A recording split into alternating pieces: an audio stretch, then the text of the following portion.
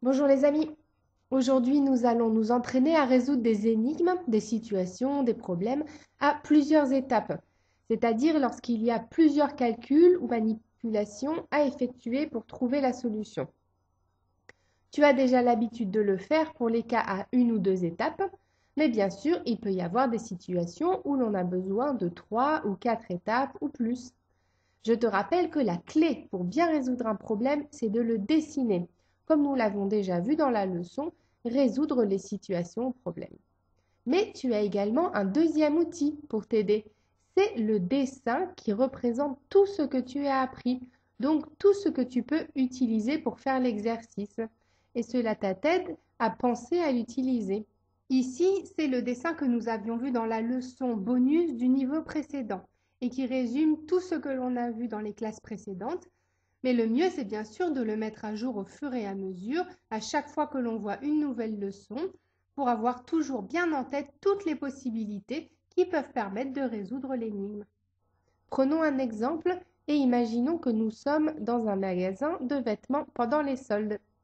En classe, on va te donner un énoncé de ce genre. Les t-shirts et les shorts sont à moitié prix et il y a une réduction de 2 euros pour chaque tranche de 25 euros achetée, donc sur le total à payer.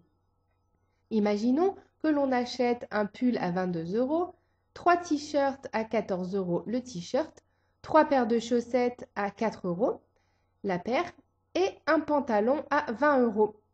Combien doit-on finalement payer? Pour bien comprendre, imaginons et dessinons la situation.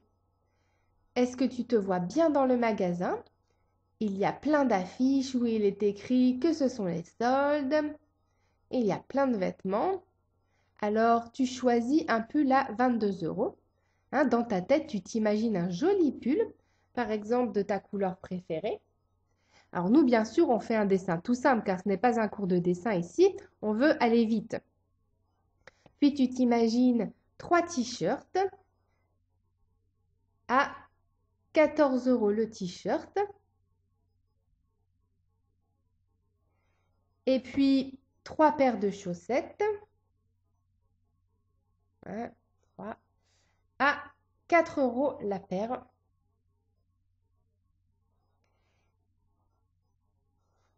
Et un pantalon à 20 euros.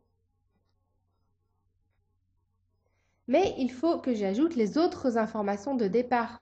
On nous a dit moitié prix sur les t-shirts. Il n'y a pas de short, donc je n'ai pas besoin de m'en servir. Mais par contre, il faut que j'indique toutes les autres informations utiles, comme les moins 2 euros par tranche de 25 euros sur le total. Et maintenant, je peux calculer. Je sais que j'ajoute tous les montants, donc je vais devoir faire une addition de tout ça.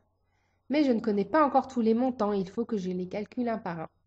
Par exemple, pour les t-shirts, j'en ai 3 à 14 euros.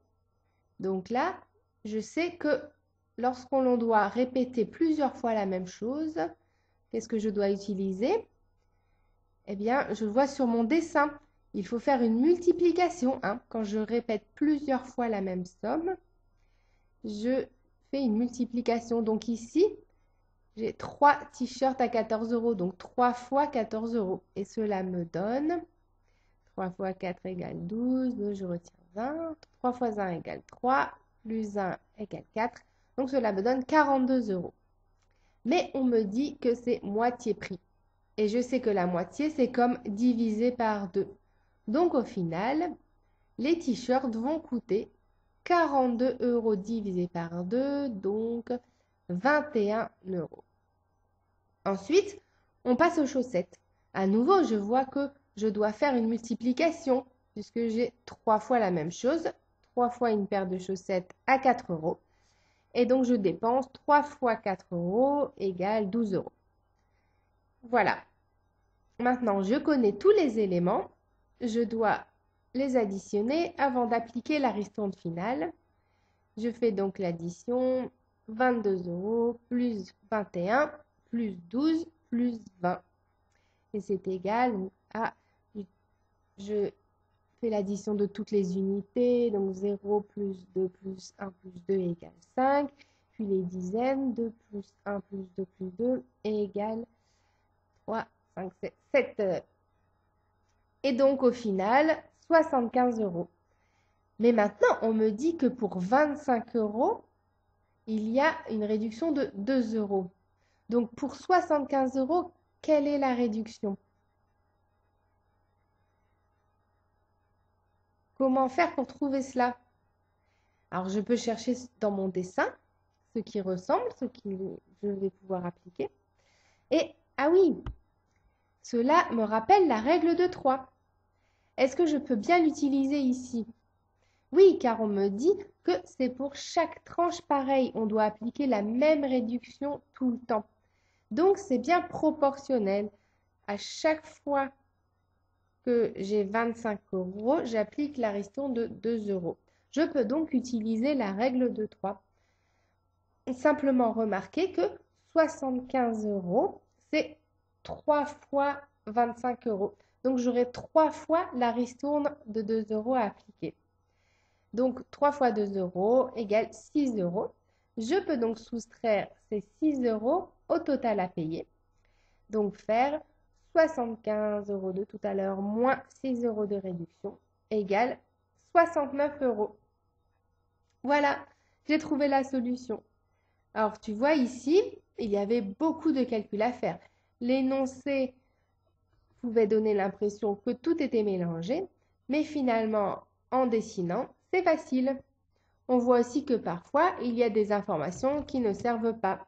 Par exemple, ici, on nous avait dit que les shorts étaient à moitié prix, mais ça ne servait pas puisqu'on n'a pas acheté de shorts.